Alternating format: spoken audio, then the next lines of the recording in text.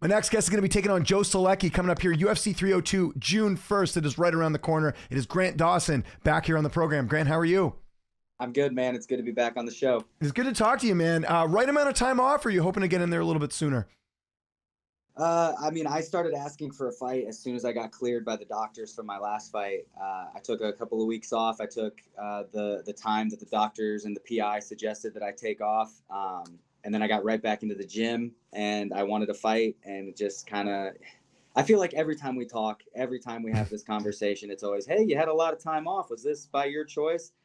No. 99% of the time, the answer is no. It is not by my choice. Yeah. Okay. Fair enough. And did you know much about Solecki taking this before taking this fight? I know he was with your management. I believe he's with someone else now. Were you pretty familiar with him or no? Yeah, I mean, I'm pretty familiar with most of the guys in my weight class. Joe Solecki being one of them, especially since we fight very, very similarly. I enjoy watching some of the stuff that he does. I've stolen some of the stuff that he does. I think he's definitely a very similar fighter to me. So I've known of him for a very, very long time. And style wise, you mentioned it there. You guys feel like you're a bit similar. How do you feel like your style blends with his? I mean, I think that he's got maybe a little bit better jiu-jitsu off of his back than I do. I think I've got a little bit better wrestling.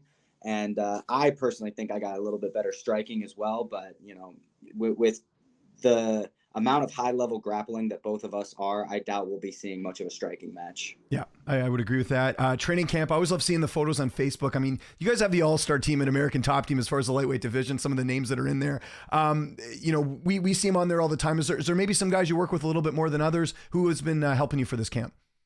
Yeah, so we got Gamrot in. He's helping out Dustin mostly, but we go every Monday. Arman Sarukian, I helped him out a lot for his last camp. Nice. So he came back in and he's, helping me out. My buddy Dakota Bush, he just actually moved to Florida. I heard that. We actually did an interview a little while back, and he mentioned that he was making the move. So I would imagine you influenced him a little bit, Grant, which is kind of cool to see.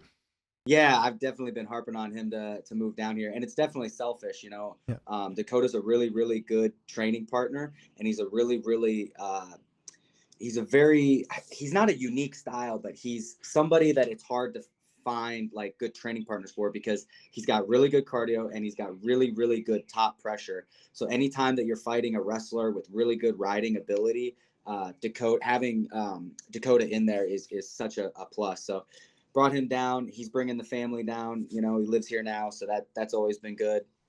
And then I worked with Dustin a little bit to help him get ready. And now that we're a little bit closer, we're focusing more on me and letting him focus on him. But yeah, camp's been going great. I've known about this fight for 12 weeks. My weight is lower than it's been. I'm just ready to fight, man. I'm ready to get back in there. I'm ready to get this taste out of my mouth. Yeah, and just how much confidence does it give you? Like you just mentioned, Gamrot, Arman, like these are like title challengers. Dustin's fighting for the title. Like that was, I know, one of the reasons too why you made the move a couple of years back was getting that high level training.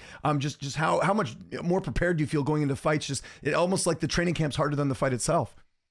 Yeah, I mean, I would definitely say that, when you're training with a world-class gym like this, it's super hard not to be confident going into fights. Yesterday we had wrestling practice, and we did groups of 4, and we started on the wall. And my group of 4 was Dakota Bush, Dustin Poirier, and Gamrot, and myself. So it's like, if you can't, like, if I'm not ready for Joe Solecki, it's on me. I've put everything I have into this camp. I've put everything into preparing for Joe, not looking past Joe, expecting the most dangerous Joe Solecki there can be. And I am ready to show that I am a world-class contender. I want to get back into the top 15 by the end of this year. That is my number one goal right now. And then next year, start making a run for that title.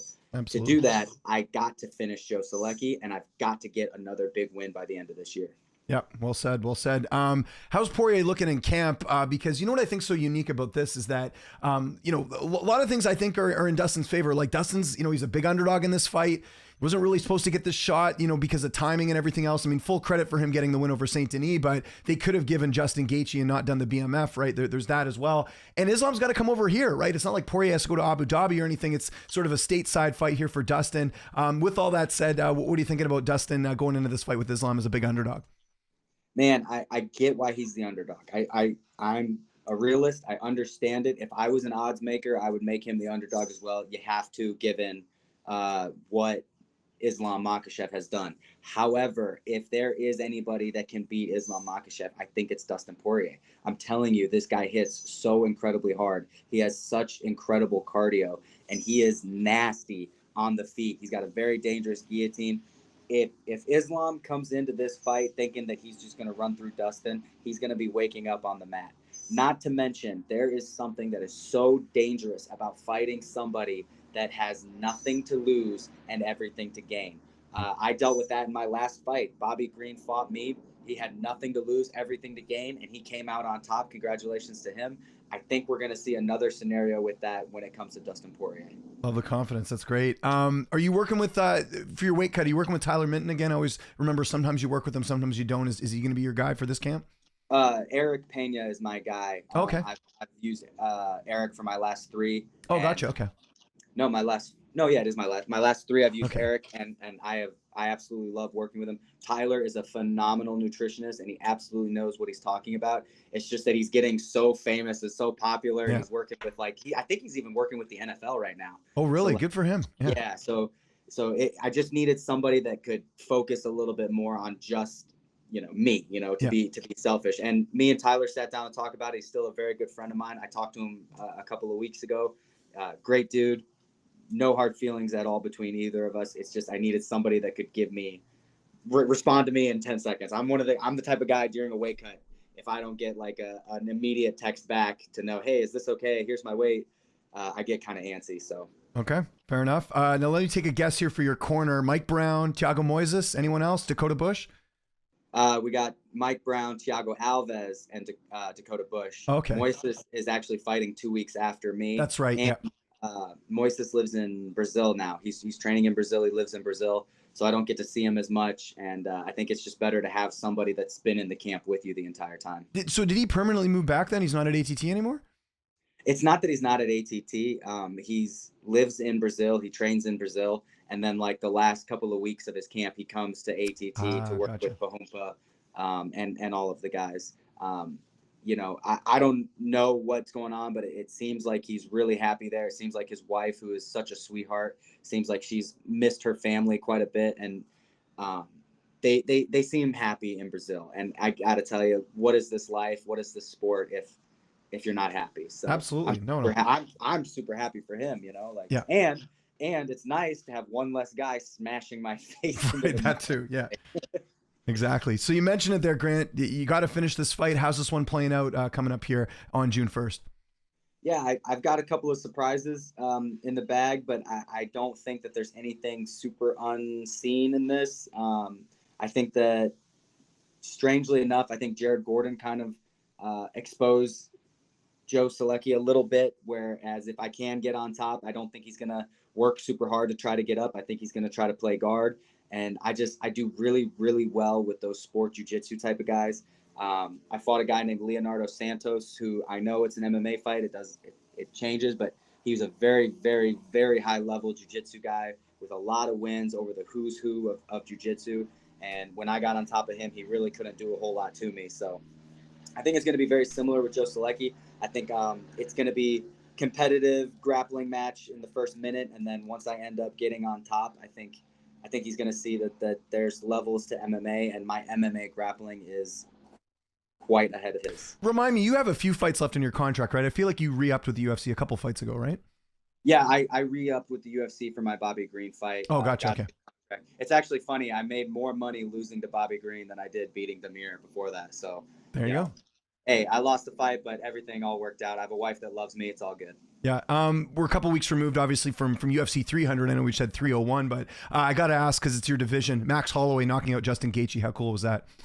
Incredible. Absolutely incredible. I will say, though, that the UFC rankings are kind of exposing themselves. Oh, I know. Yeah. What's going on here? They ranked Max Holloway at 155, number 9 in the world, and Justin Gaethje, who he literally just beat, at I think he's 3 or 4 or something like that, which makes absolutely zero sense, because you're going to say, well, he's a 45er, so we're putting him. If he's a 45er, don't rank him. If you're going to rank him, put him ahead of the guy that he friggin' beat. Like that, you guys are making no sense. Another thing that doesn't make sense with the UFC rankings. I know you didn't ask this question, but I'm going to say it anyway. Yeah, no, go for it. Yeah. guys are getting like kicked out of the UFC rankings that are kind of towards the back. And it makes no sense. Like Matt Favola getting kicked out of the rankings. He literally has a win over 2 guys that are currently ranked in the top 15. Yeah. He loses 1 fight to a really good guy and he gets cut. I at least understand me getting kicked out of the rankings, losing to Bobby, because Bobby was an unranked guy. I hadn't beat somebody in the rankings other than Demir, who's out of the UFC now. So I get that. But like, dude, cutting out Matt Favola, and Matt's not a friend of mine. Like, I'm not like friends with Matt. I don't know the dude at all. I'm just calling it like I see it. These rankings are completely retarded. Yeah, I agree. I totally agree with that. I just, get a point out. Don't vote on the rank. I don't vote on the rankings because, maybe I should. I have no clue how the rankings work. Like, it's a couple media. It's a bunch of media members that vote and they do it for free, is my understanding. That the official UFC rankings. I kid you not. Are from okay, that's kind of weird. I know, and it's not even like notable media. It's not like people who go to the events regularly. It's just, I think they just set it up years ago, and the same people are still doing their rankings. So could probably do a whole show on that. Speaking of shows, Fight Bananas, I want to give them a shout out. Dave Van Auken, I know Elle, your wife, she's on there all the time. She does a really good job. She might be coming for my job here pretty soon because she's doing really great stuff. Maddie, the whole crew, Dave, and all them. How cool is that? Because I know you and I have done interviews since you were like 18, but I know it's like more regular going on there. It seems like you really do enjoy this type of stuff. How cool is it for you and for her as well to kind of have a platform where you guys can go on whenever you want? Yeah, Fight Bananas is awesome. They're really breaking through right now. I think that they're going to be one of the better outlets, media outlets coming in. And one of the things that I really enjoy about Dave and Elle is that they do a good job of, obviously they have people they like, everybody does, but they do a pretty good job of having people on and staying pretty unbiased. They're just there to kind of give you the news. I really enjoy that. And one thing that I've really liked about it is it's kind of given my wife an outlet of MMA because she's coming off of a knee injury right now. That's she right. hasn't been able to train MMA for months now. And so she's been able to put herself still into MMA, still into the sport and not really have to, outside of the physical part of it too. So, Dave's a great guy. He runs a really good show. My wife's on there all the time. I got nothing but good things to say about Fight Bananas. Yeah, same here. So I wanted to give them a quick shout out and good to talk to you again, Grant. Really appreciate it. It's UFC 302 coming up on June 1st. Anyone you want to thank before we get out of here? I'll give you the last word. Yeah, man. I just wanted to say thanks to everybody on my team.